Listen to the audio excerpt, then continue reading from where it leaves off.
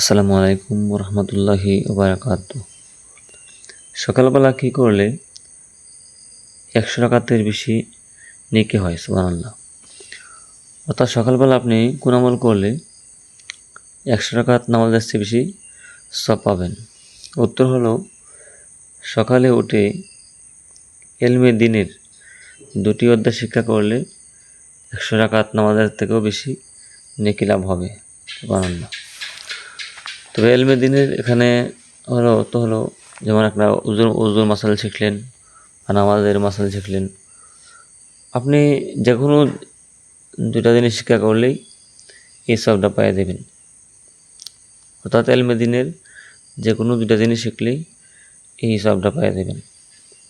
এবং একজনের পক্ষ থেকে ইলমের একটি অধ্যায় শিখা দুনিয়া এবং দুনিয়ার মধ্যে যা কিছু আছে যাবতীয় বস্তু হতে উত্তম, ইখের মধ্যে। তো ইমাম গাজ্জালী রহমতুল্লাহ আলাইহি এখানে উল্লেখ করছেন যে কেউ যদি সকালে ঘুম থেকে উঠে ইলমে দ্বীনের যেমন উজুর মাসাইল বা গোসলের মাসাইল বা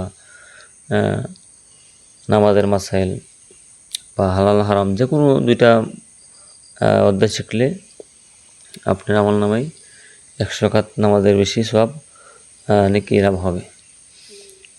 তো আমাদের প্রত্যেকেই জানি যে 100 রাকাত নামাজ পড়তে গেলে অনেক সময় দরকার।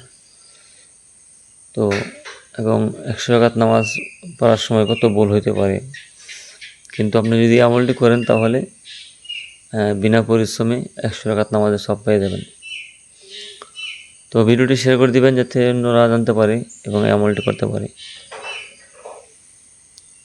আর এরকম আমল সম্পর্কে জানতে আমার চ্যানেলটি সাবস্ক্রাইব করে সাথে থাকবেন।